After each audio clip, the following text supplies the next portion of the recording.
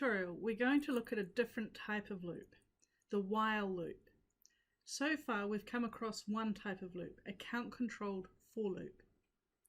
In count-controlled loops, we know in advance exactly how many times we want the loop to run. But with a while loop, we've got something called a condition-controlled loop. We use these when we don't know exactly how many iterations are required.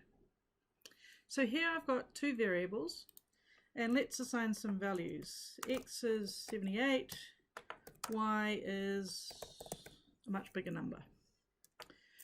So when we come to create our loop, we go while, let's say X is greater than Y, press enter, and you'll see Visual Basic will put end while to end the loop for us.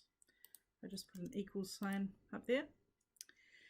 So basically, as our code runs, the condition will be seen first. This is known as a precondition loop. X is less than Y is the condition. This loop will run so long as X is in fact less than the value of Y. So let's say I want to go X is X times 2, and while we're there, let's add another variable, count, and initialize that to 0, and then in each iteration we can increment the value of count. Then after the loop has ended, we can output how many iterations were carried out. So number of iterations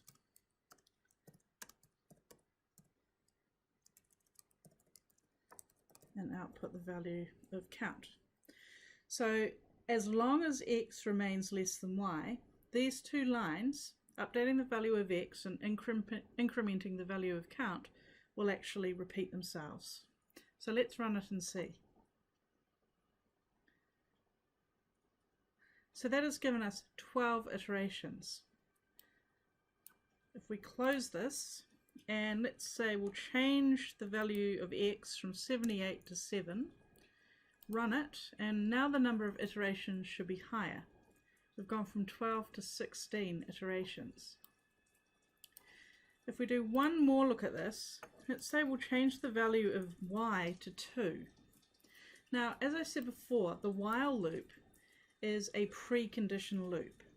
The condition here, X less than Y, is written in the very first line of the loop.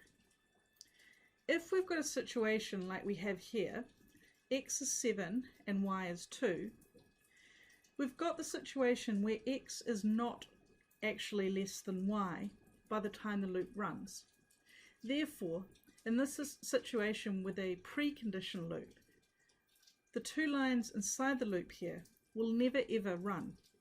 They don't have to, because X, before we get to this loop, is already greater than Y, so therefore this condition doesn't apply.